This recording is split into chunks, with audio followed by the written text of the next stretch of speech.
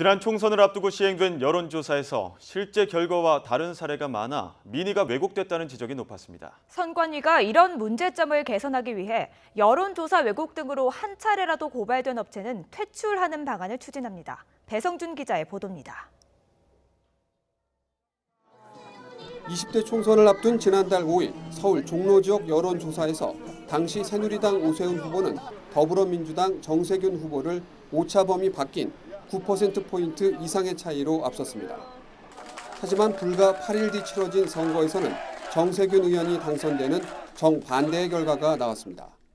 여론조사로만 보면 오세훈 후보가 많이 앞서 나갔었습니다.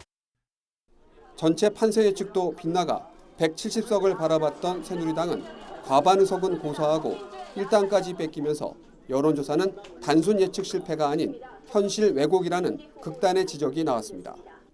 중앙선거관리위원회는 잘못된 여론조사로 여론조사 공해, 무용론까지 제기되자 개선안과 강력한 제재 방안 마련에 나섰습니다. 먼저 여론조사 기간 퇴출 제기가 검토됐습니다.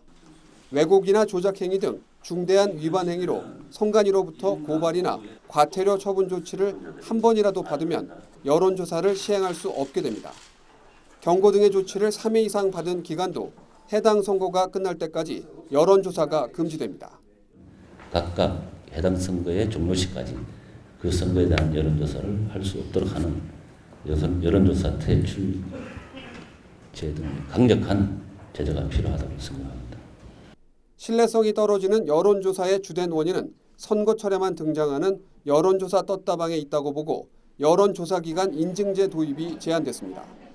여론조사의 신뢰성 확보를 위해 인증받은 여론조사 기간에 휴대전화 여론조사를 위한 안심번호 공급도 검토하기로 했습니다. 또한 민의와 여론 추이의 정확한 반영을 위해 응답률 10% 미만의 여론조사는 공표를 금지하자는 논의도 이뤄졌습니다.